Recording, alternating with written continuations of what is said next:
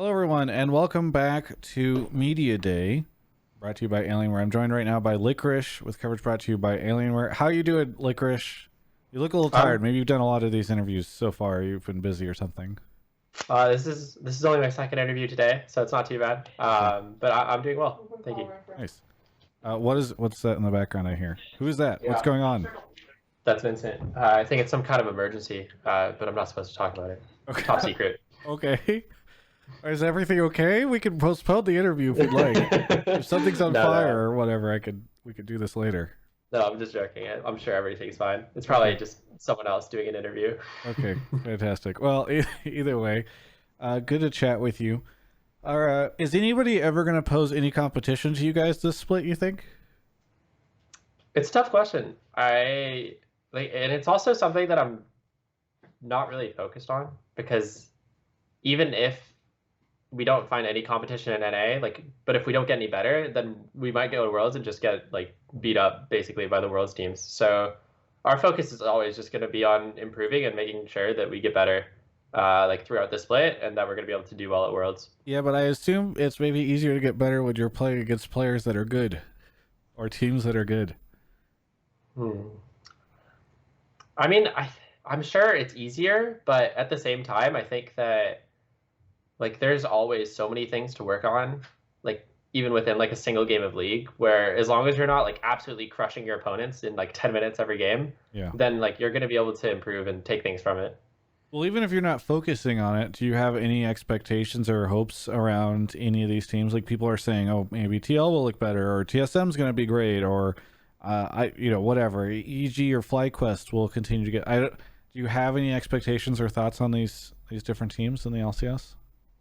I do think that TL and TSM are going to be the most interesting teams to look at for me, just because they are the ones that did make roster changes. And I actually did think that last split TL actually looked pretty good with Tactical. They looked a lot more cohesive when I was watching their games. So I'm interested to see how they'll play. I'm definitely interested to see the new TSM roster and how that goes. Have you had a chance? I know you played the show match against TSM, but have you had a chance to scrim any of these teams? Yeah, we've scrimmed pretty much everybody at this point. We scrimmed the teams that we were playing earlier, way at the start, back when we started scrimming. So we weren't showing them anything basically because we didn't even know what we were playing. Sure. So far we haven't really had any problems. So I don't know. We'll just have to wait and see. More of the same, I guess. Yeah. All right. So with Worlds, how confident are you that it's going to happen? I mean, are you guys just telling yourself, oh, is this going to happen 100%? That way you don't have to worry about it? I mean, personally, and I don't really have a ton of evidence or reason backing this up, I think it's going to happen. And I think Riot will find a way to make it happen. And it might not be the Worlds that you're used to in a stadium, but I think there will be something that we play in as a reward for winning summer or placing top 3 in summer. And yeah, I mean, I'm kind of looking forward to it. It would be a huge bummer if we won spring and there was no MSI, and then we win summer and there's no Worlds, and we're just oh, cool, we did it, So I guess I would say I'm pretty optimistic about it. Did you get a chance to watch the LPL LCK matches that took place during the streamathon? I saw some of them, but I still have to go back and watch a couple of the games. We had someone that called into Hotline League last night, and they said no North American team could compete at any international event right now. Watching those games just made me feel like some of these other teams are just so far beyond everyone, including Cloud9. I don't know when you watch those games if you felt like, hey, we could hold our own in these situations, or if you were like, oh man, we really need to step it up before Worlds.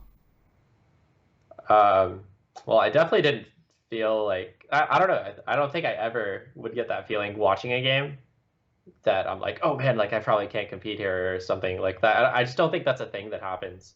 But it didn't seem that incredible, some new echelon of league that they had somehow reached. So I think if we keep working hard, then we'll be able to get there as well. Yeah. Have you guys found any, because you mentioned, no matter what, if you face good competition or not, you have to figure out ways to get better. Have you found any additional ways to kind of like shadow box or figure out a way to do better, get better, improve without necessarily having great competition?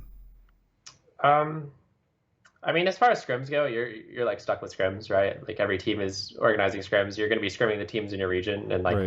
that's it. Like you have to try to like set goals and like make sure you're improving on things and try to get the most out of it because that's just like the way things work.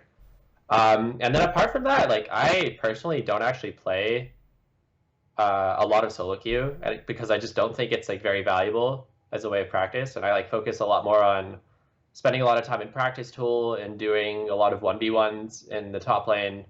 And I do those mostly with Fudge, the academy top laner. And like I don't know, I just think there's like better ways to practice than like mindlessly playing solo queue, and that's what I've been focused on. Yeah. What do you think of all the solo queue conversation that took place during the break? Because it does feel as though people are pretty down on solo queue right now. Um, I honestly I can't say that I was like looking too closely at it because I wasn't like I was really focused on actually taking a break during the break because a thing that happens to me a lot is I'll like get a break from a season of League and then I'll just like play more League during my break because I won't know to do with myself and then I like won't actually be that rested coming back. Sure. So this time I was like really careful to like not play that much League and like I like read a lot and I like took it super easy. So I was really happy with that. What did you read? I read a couple like nonfiction, kind of like self-help category books. Yeah.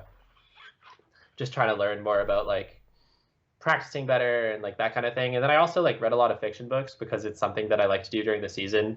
That is like kind of relaxing for me to have like a good book at night if I like Yeah. had a bad day or like something What like type of that. fiction books? Um, I reread The Hobbit, Okay. and I'm in the process of going through the Lord of the Rings trilogy as well. I'm like 2/3 through the Fellowship of the Ring right now, and I read some other books, but I think The Hobbit was my favorite. Okay, so classic fantasy, really good, but you gotta step it up to some of this modern fantasy stuff now. Like, have you read any of the King Killer Chronicles or any Brandon Sanderson or any of that stuff? Uh, I read the King Killer Chronicles a while ago. The third book still isn't out, right? No, no, no. We don't talk about that. But Okay, okay, we don't talk about that here. yeah, Got yeah, it. yeah. Mark Um, and I are super into fantasy novels, and we for a long time I think Patrick Rothfuss was our favorite author, and King Killer Chronicles were our favorite. But like just the fact that the third book seems like it's never going to happen, it's soured us a bit. I think on it. But have you read like you got Brandon Sanderson's the real shit. You got to do that. mhm. That's like He, Mistborn and stuff. yeah, yeah, I read Mistborn. Okay. I read the first three books. I thought they were fantastic. I read them like last year, and I actually ended up rereading them at some point this year. Um, and then I tried the like four, five, and six that he also wrote, but Yeah. I didn't think they were quite as good. Stormlight Archive is where it's really at. Have you Mhm. read any of the That Stormlight is what I've Archive? heard. No, I haven't read any of them. I was Okay, trying to okay. do Please do that. Words of Radiance, all that stuff. It's really good, and that'll allow you to mentally take a break from what you're doing. I mean, Lord of the Rings is good, but like, it's sometimes the modern stuff. It feels a little bit more like it resonates. I don't know. All right, we're out of time. I've wasted time talking about fantasy novels. Is there anything you want to say to any of the fans out there? um, I don't know. I think I'd just say that like thanks so much for the support, and like even if you're cheering from home, it's like still really appreciated and means a lot. And hopefully we'll be able to play in front of some of you guys in a stadium later this year. Yeah. Well, hopefully we see that, and looking forward to seeing how things go for you in just a couple days. For everyone else, you can check out the rest of my coverage of all things esports right here on my YouTube channel. Hello. It has been an interesting quarantine, but I've got to tell you, I'm very happy that I've got Alienware to provide me with an amazing computer so that I could just play games endlessly while being stuck in my apartment. Thank you to them and DraftBuff for sponsoring this video. But I gotta say, go check out alienware.com/Travis. There's a link in the description below, and use Travis 10 off Q2. That's right, we added Q2 at the end of it just to make sure you're still paying attention. They've got some amazing stuff over there. They've newly refreshed a bunch of their hardware, and I've been using some of it recently, and it's been fantastic. So thanks so much to Alienware for sponsoring everything that I do, especially as I don't know, things are a little wild right now, right? There's no events to go to, so I appreciate them sticking around. Thanks.